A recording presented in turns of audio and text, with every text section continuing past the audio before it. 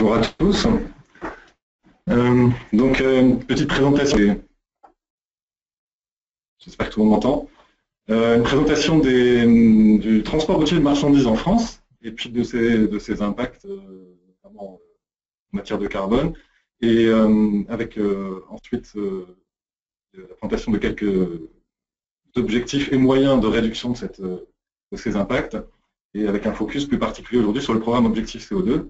Donc je vous donnerai un petit peu plus d'informations tout à l'heure et sur le rôle que l'AFT a dans ce programme. Alors, le transport routier de marchandises, si on regarde en matière d'impact,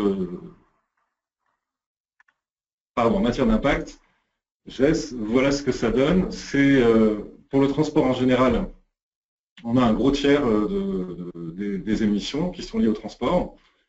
Donc c'est juste devant résidentiel et tertiaire, notamment du fait de l'utilisation massive des énergies fossiles.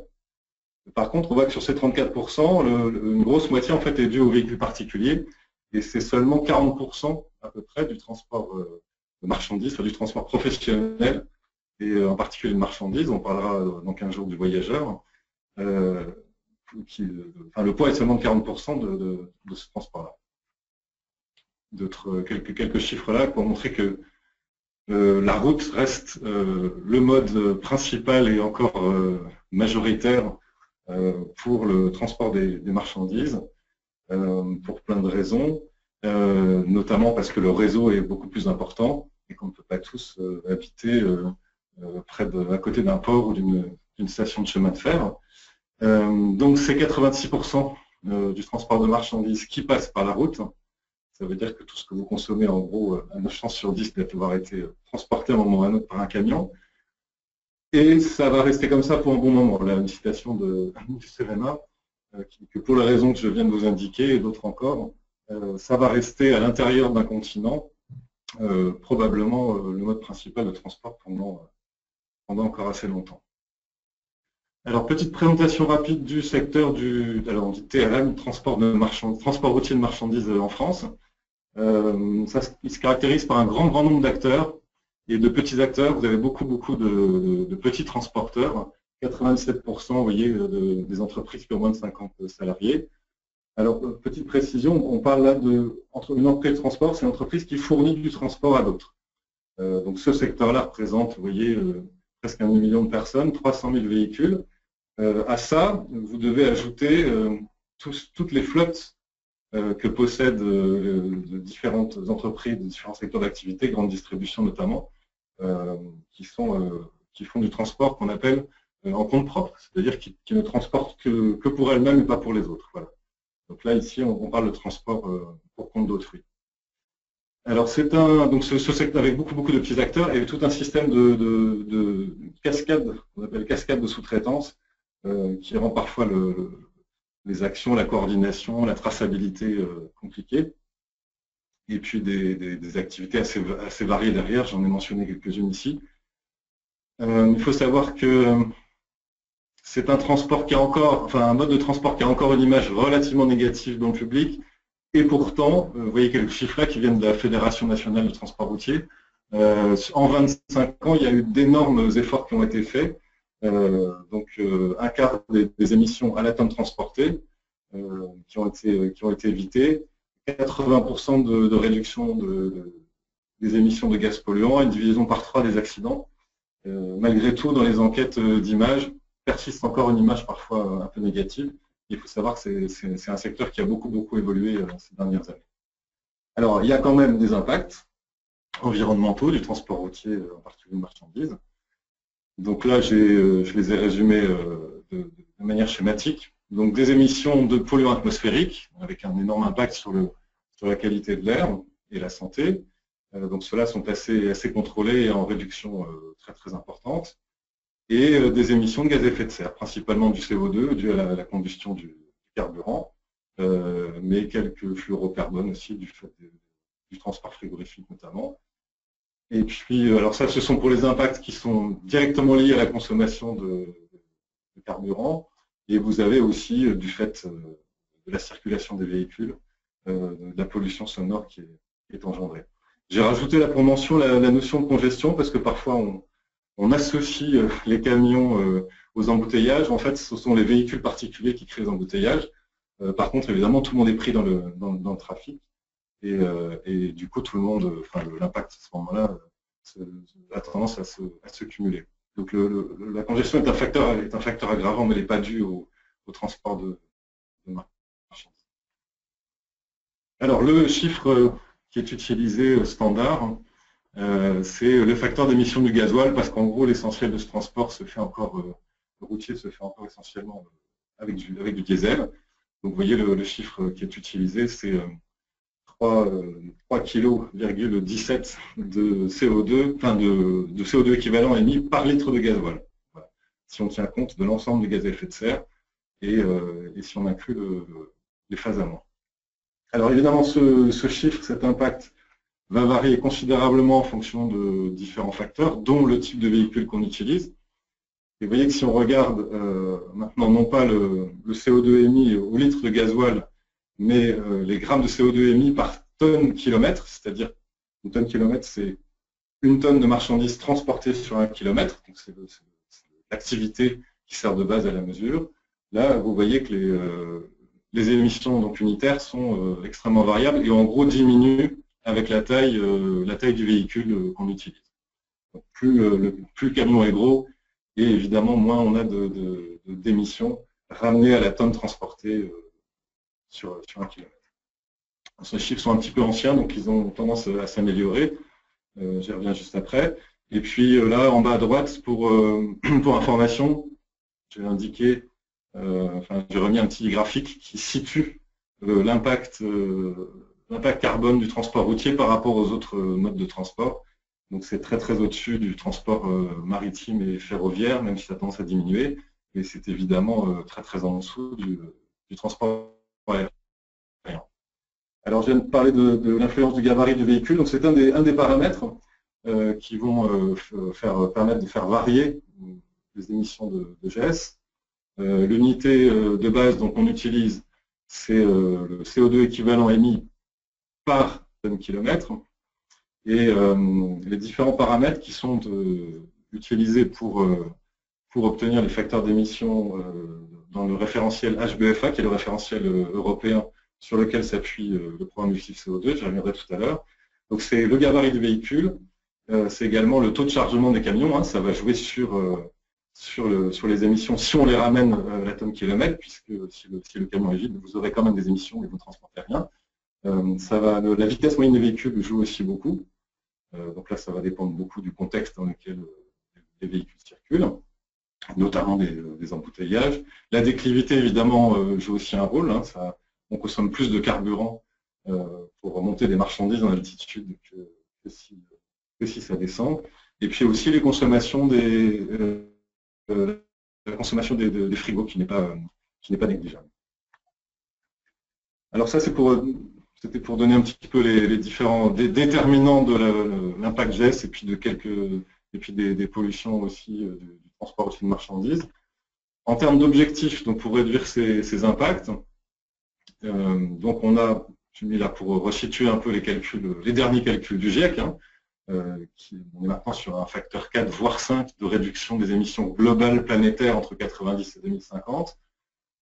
Appliqué au secteur des transports et recalculé récemment, ça donne une nécessité de réduire de 30% les émissions du secteur des transports entre 2013 et la période 2024-2028, et à nouveau à moins 70%, donc un facteur 4 à 2050. Les émissions ont déjà commencé à diminuer dans le secteur du transport depuis 1990, mais les enjeux ont augmenté, donc finalement il faut continuer à augmenter le rythme de réduction. Le contexte, alors tout ça c'est les émissions globales, en sachant que les échanges continuent à augmenter, les échanges marchands continuent à augmenter, la part du routier ne bouge pas, donc les échanges routiers augmentent aussi. Donc tout ça nécessite des politiques ambitieuses et coordonnées, avec des efforts sur sobriété, donc essayer de réduire les besoins en transport, et puis quand il faut quand même transporter, c'est l'essentiel des actions qui sont prises, améliorer l'efficacité énergétique globale du secteur. Alors, l'Union européenne, bon, c'est essentiellement sur la part de biocarburants que les objectifs interviennent, qui sont repris, déclinés au niveau français, donc sur réduction des émissions 10% en 2020, 20% en 2025, et puis un objectif de 10% de biocarburants ramené à la consommation globale du transport. Alors, les moyens pour atteindre ces objectifs, vous en connaissez certains. Donc, il y a l'information CO2 des prestations de transport. Donc, ça, c'est une obligation d'information que les transporteurs ont vis-à-vis de leurs clients et du public notamment. Ça concerne à la fois les marchandises et les voyageurs. Il y a différents modes de calcul, mais l'idée, c'est que cette information soit disponible et permette aux clients de faire leur choix. Il y a l'audit énergétique, bien sûr, des entreprises qui s'applique évidemment aussi aux entreprises de transport. Vous avez sur la pollution sonore et les rejets polluants, évidemment le système des normes Euro, qui permet de les diminuer rapidement. Et puis vous avez ensuite des initiatives territoriales, les plans climat, les fameuses pastilles dont on parle beaucoup en ce moment, des systèmes pour améliorer la livraison de dernier kilomètre en logistique urbaine. Et puis beaucoup maintenant de clients, on appelle ça les chargeurs, nous, ceux qui remplissent les camions, qui via leur politique RSE ont des objectifs d'atténuation. Donc les normes Euro ne portent pas sur les émissions de gaz, mais elles y contribuent, en tout cas jusqu'à la norme Euro 5, par un meilleur rendement des moteurs, tout simplement. Donc, vous voyez que sur l'aspect pollution atmosphérique, les progrès sont conséquents. Et je vais maintenant rentrer un petit peu plus dans le détail du programme Objectif CO2. Le programme Objectif CO2 est, lui, à la fois une initiative sectorielle et publique. C'est une de ses caractéristiques. Donc, il a été initié au départ par le ministère des Transports, conjointement avec l'ADEME. Il est soutenu par le ministère de l'Environnement. Et il est, c'est un point clé, porté par les acteurs du secteur. Donc, vous voyez là, Fédération nationale du transport routier, des entreprises de transport et logistique, des PME du secteur du transport, de l'Union nationale, les syndicats des transporteurs. Donc, c'est eux qui construisent, qui ont initié et qui construisent, animent, pilotent le dispositif en s'appuyant sur, évidemment, le réseau des transporteurs. C'est un programme qui est basé sur le volontariat, il n'y a pas d'obligation légale aujourd'hui pour l'instant pour un transporteur d'y adhérer.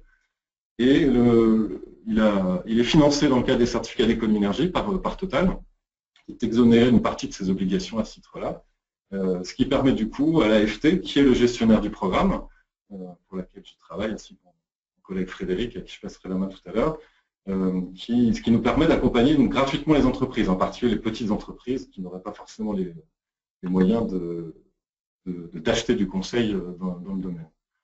Voilà, donc il y a deux outils principaux à ce programme. Il y a une charte qui permet de réduire son impact, de diminuer ses émissions, en gros en diminuant les consommations de carburant. Et il y a un label qui, lui, vient valoriser une performance atteinte par une entreprise. Les deux outils sont complètement indépendants. C'est-à-dire que une entreprise peut très bien directement se faire labelliser si elle a déjà une très bonne performance, sans passer par un engagement de réduction. Elle peut d'ailleurs continuer à réduire après être labellisée, etc. Donc ce sont vraiment deux démarches bien distinctes. Alors au départ, c'est un outil en ligne qui permet aux entreprises de découper en fait son activité en plusieurs catégories, par groupe de véhicules, par type d'activité, par type d'énergie. Et ensuite, d'avoir les consommations d'un côté, l'activité de l'autre, et de pouvoir avoir automatiquement le bilan GES calculé à partir de là pour chaque groupe de véhicules. Alors si l'entreprise s'engage dans une charte, elle va donc sélectionner, elle va être accompagnée pour ça, sélectionner elle-même et dimensionner elle-même les actions qui lui conviennent le mieux pour commencer à faire un plan de réduction sur 3 ans. Elle peut le faire sur toute ou partie de sa flotte. L'idée étant que plus elle réduit ses consommations de carburant, plus elle va faire des économies. Donc en gros, il y a 4 axes qui viennent agir sur différents facteurs. Donc l'empreinte CO2, elle va donc varier avec le facteur d'émission, on l'a vu tout à l'heure pour le diesel, avec la consommation et puis la distance totale parcourue. Et on va voir qu'en fonction des actions, on va pouvoir agir sur ces différents facteurs pour les réduire.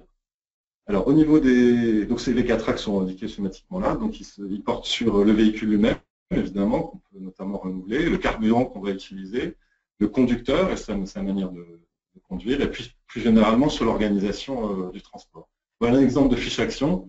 Vous voyez, pour chacune des 50 actions qui sont au catalogue, on a une évaluation des gains de CO2, une idée du temps de retour sur investissement, et puis aussi de la facilité de mise en œuvre.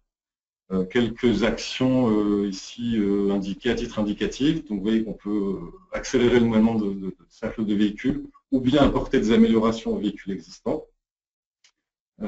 Après, on peut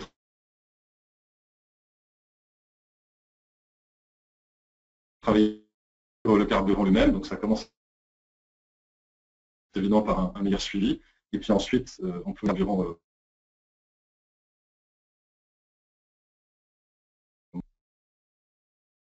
d'information à l'éco-conduite. Et puis, au niveau de l'organisation, j'ai plusieurs transporteurs, dont certaines impliquent de travailler en coopération, soit avec d'autres acteurs du secteur pour mutualiser, par exemple, les clients, soit avec les clients eux-mêmes pour modifier les plans de transport. Il y a des logiciels qui peuvent aider à tout ça. Alors, le côté label, là, c'est un petit peu plus rigoureux. Ça doit porter sur l'ensemble de l'activité de l'entreprise.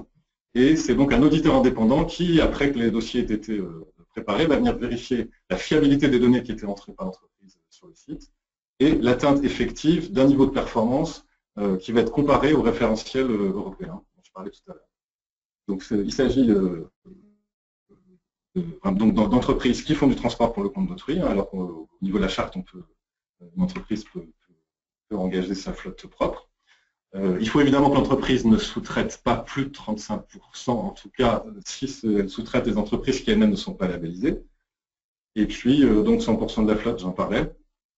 Et ensuite, donc le critère pour avoir obtenu le label, c'est que la performance globale moyenne de l'entreprise sur l'ensemble de sa flotte ne dépasse pas, en tout cas l'impact carbone ne dépasse pas 95% de l'impact carbone moyen du référentiel. Voilà, donc les partenaires du label contribuent tous ensuite, participent au comité de labellisation qui va décider sur si une entreprise l'obtient ou pas, et ce label est délivré pour 3 ans. En gros, depuis le début du programme, il y a presque 1350 entreprises hein, qui se sont engagées dans la charte, sachant que ce dispositif-là date de 2008, essentiellement transport de marchandises. Vous voyez que ça touche quand même 160 000 véhicules. On estime que c'est à peu près le quart de la flotte. Et puis côté label, sachant que là le dispositif est beaucoup plus récent, il date de mai 2016, on a déjà une quarantaine d'entreprises qui est labellisée, dont l'entreprise qui va tout à l'heure témoigner. Voilà, on a fait une petite enquête en 2012 et les entreprises en gros qui sont engagées dans la charte s'avèrent à 80% satisfaites et en général se réengagent pour 3 ans. Au final, les tonnes de CO2 évitées ont été évaluées depuis le début du dispositif à 1 600 000 tonnes. Donc ça, c'est la somme de tous les gains obtenus par l'ensemble des actions sur l'ensemble des entreprises. Voilà, ça fonctionne donc bien, mais on va continuer à s'améliorer. Donc, travaux sur l'outil en ligne. Il n'existe pas pour l'instant de label pour le transport de voyageurs, mais on y réfléchit. Il y a un double certificat objectif CO2 et Certibruit qui vient d'être lancé pour travailler en synergie sur les histoires de pollution sonore. Et puis, on va prochainement prendre en compte les polluants atmosphériques. Voilà, et se rapprocher aussi des clients, des autres acteurs de l'écosystème du transport, chargeurs, commissionnaires de transport.